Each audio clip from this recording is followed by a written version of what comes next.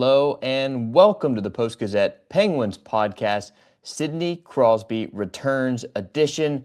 I'm your host, King Jemison, recording late Wednesday night in Raleigh after the Pens dropped their 10th consecutive road game to the Hurricanes. 6 of those have come in OT, including tonight.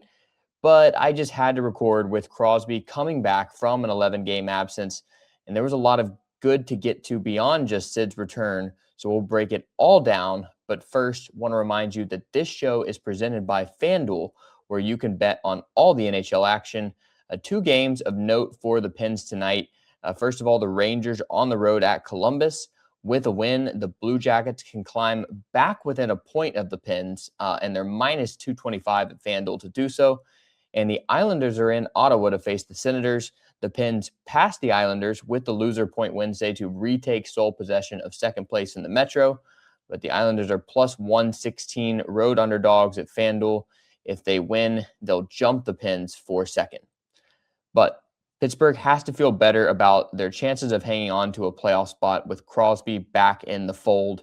And we got the news that he would be returning on Wednesday morning at the Pens morning skate at the Lenovo Center. First indication was that Crosby was on a line with Rickard Rakell and Brian Rust during line rushes. And then we actually have to give credit to Evgeny Malkin for the scoop, because after that morning skate, as he was walking back to the locker room, he looked at the reporters gathered outside and he's like, he's back. Crosby's back. And Malkin had a big smile on his face. So I guess he's in the news-breaking game, which is not good for all of us trying to cover the team, but it was certainly an entertaining moment, and you could see how excited Malcolm was to get his fellow future Hall of Fame teammate back in the lineup. And then Dan Muse went ahead and confirmed it in his media scrum after the morning skate that Crosby would be returning from his 11-game absence with a lower body injury suffered at the Olympics. And Crosby jumped right back in and pretty much looked like himself. He scored the Pens' first goal of the game, vintage backhand tally for him, and that tied the game at 1 in the second period. It was actually generated by a really nice forecheck from Rickard Rakell. It was nice to see that line with Brian Rust as well, getting back into action, and they looked really good together. And the Pens are going to need that top line to drive some offense down the stretch. And Crosby had a third period assist as well. Then he had kind of a viral moment that had nothing to do with his play. Near the end of the second period, he and Andrei Svechnikov, sort of got into it. Svechnikov grabbed Crosby's stick. Crosby shoved him. And then Svechnikov kind of took a little slash at Crosby's leg with his stick. Svechnikov got 2 penalties. Crosby just 1. And when the Pens on the ensuing power play drew another penalty, they ended up with a 5-on-3, and Erik Karlsson cashed that in to tie the game again in the third period. And during his penalty, Crosby was having a pretty long conversation with the Hurricanes fan. Crosby was laughing and seemed to be enjoying it. So you could tell how happy he was to be back on the ice, and the Pens certainly were happy to have him there as well. Wednesday's game, though, the headline was Crosby's return. It evolved into quite the chaotic affair with headlines far beyond that as well. There actually was a record-setting third period for the two teams. It was with 4 game-tying goals combined.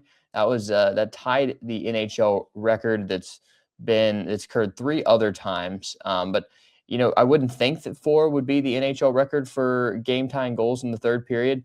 But it was certainly about as wild a back and forth final 20 minutes as you can get. The Pens battled back to tie the lead 3 times before finally taking the lead themselves with just under 5 minutes to play. But then the Hurricanes were able to find an answer to force overtime, where they won it on a Sean Walker one-timer. And that was as I said in the opening, the 10th straight loss for the Pens in Raleigh, and it also dropped them to 5-16 in overtime this season. I asked Brian Rust, Stuart Skinner, and Erik Karlsson just sort of whether the overtime defeats were weighing on them, whether there was a sense of frustration at this point, given that the Pens could be in first place in the Metro if they were doing even average in overtime, or at least be challenging the Hurricanes if they had an average record in overtime. Instead, they're battling for a playoff spot because of that 5-16 mark. And Skinner and Rust both sort of shrugged that off and said, no, they're not very frustrated about it.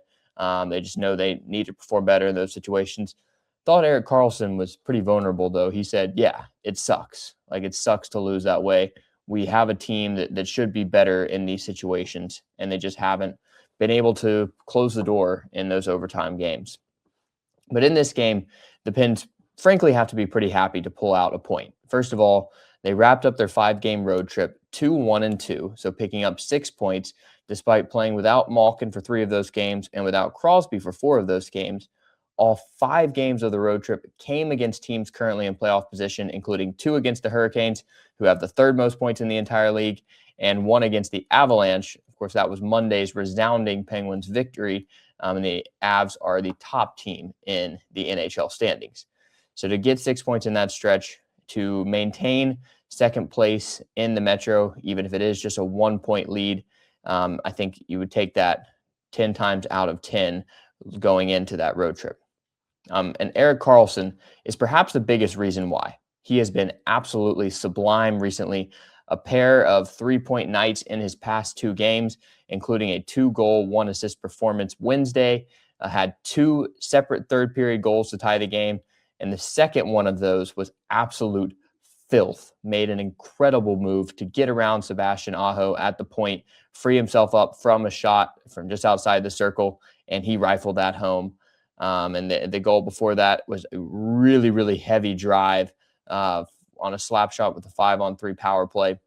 So Karlsson has just been absolutely everywhere, driving play. Brian Rust said afterwards that he is playing with a swagger right now, and that's something that the Pens love to see, particularly when it's also coming with defensive responsibility. And I think that Karlsson understood the assignment with Malkin and Crosby out and with the Pens in the playoff race that they're in, and he has delivered, has been really, really good driving play from the blue line and, taking maybe some chances, knowing that the Pens needed offense with those guys out, and he paid them off. He has 17 points in 12 games since the Olympic break, including 10 points on the 5-game road trip. As I said, he's just been unbelievable. The Pens defense, however, has not been unbelievable, and there's a variety of reasons why, but frankly, I think it must be addressed that Kris Letang is not playing well right now. Had another -2 performance today. Just seems to be turning the puck over in really inopportune times. And, if you look at the advanced stats over the past few games, the expected goals share with Letang on the ice is by far the worst on the team. And it's something that's going to continue to limit the Pens because he's playing big minutes in the second pairing. We know that Letang can turn it around, and I think he was starting to play really well before his injury that sort of knocked him out just before the Olympic break. He started to find a rhythm, but that was with Brett Kulak. And we haven't seen him perform nearly as well with any other partners this season as he did with Kulak, who is now a member of the Colorado Avalanche. And so it's certainly going to be something to monitor moving forward. Can Dan Muse find the right partner for Kris Letang? I think Ryan Shea's been really good all season. I don't think it's his fault that the pairing with Letang is not working, but it certainly hasn't been great. But can Dan Muse find the right partner, and can he sort of snap Kris Letang out of this funk that has been hurting the Pens of late? Another little bit of a concerning sign for the Pens in this wild back-and-forth game was the penalty kill. Now, technically, they went 1 for 2, but it was really 2 for 2 because Jackson Blake's even strength goal in the second period came just 4 seconds after a penalty had expired. So essentially, it was still the Hurricanes' power play and Penguins' penalty kill units on the ice. And Blake Lizotte has been announced that he's going to be reevaluated in 4 weeks with an upper body injury. That's pretty much going to take him out until the end of the regular season. And he's been one of the Pens' most important penalty killers all season, has been one of the most effective penalty killers in the league this year. And now they're going to have to play without him. And I think we definitely saw some openings for the Hurricanes' power play in this game. That's something that Pittsburgh is going to have to absolutely lock down here as they continue to face a number of really good teams down the stretch. Now, As for the overtime loss, can't really ask much more for how Pittsburgh is playing in these 3-on-3 periods. They had 3 shots on goal, including a really good look for Ben Kindle just before Sean Walker ended it. Walker's one-timer was the only shot on goal for the Hurricanes. Again and again, the Pens are driving play in the 3-on-3, and it's just not netting a point. The shootout is another issue. They've been categorically awful in the shootout, and I think that's something that they're going to need to continue to work on, even though it's not a part of the playoffs. But in the 3-on-3, you can't really complain about how the team is performing. They just haven't fully capitalized. And, I don't think I'll take Skinner and Rust at their word that it's not something that's really weighing heavily on the locker room, but it certainly will if they miss the playoffs, because they played so well in regulation, had such an astounding season. If it does end without a postseason berth, and that's because of their ineptitude in overtime and shootouts, that's going to be a really painful way to go. But I don't think that is the way that this Pens season is trending. They're playing very well right now, given the absences they've had, given the teams they've been facing. To pick up the points that they have is definitely a very good sign, and putting them in a great position with 14 games to go, particularly now that both of Evgeny Malkin and Sidney Crosby are back in the fold. So that's going to do it for the Thursday edition of the Post-Gazette Penguins podcast. We may not be back until early next week after the Pens play a pair of home games at PPG Paints Arena. First, they face the Winnipeg Jets on Saturday at 1 p.m., and then they play the Hurricanes again for the 3rd time in 2 weeks at 3 p.m. Sunday. So please like and subscribe wherever you're watching this, and please subscribe at post-gazette.com to get the best of our work. I've got a couple stories coming out that I'm excited about, and also would encourage you to go check out my story on Ben Kindle from earlier this week. Spoke to some people in his life and some of his Pens teammates, and suffice to say, they had a lot of very nice things to share, and some funny stories as well. So I really enjoyed getting to dive into Kindle's backstory. He scored a goal on Wednesday, giving the 18-year-old 17 on the season. He's just continues to be really, really good. He was back on a line with Anthony Mantha and Justin Brazeau on Wednesday. But anyways, go check that out at post-gazette.com, as well as all of our work from news and sports and everything else. I'm King Jemison. Thank you so much for watching, and have a great day.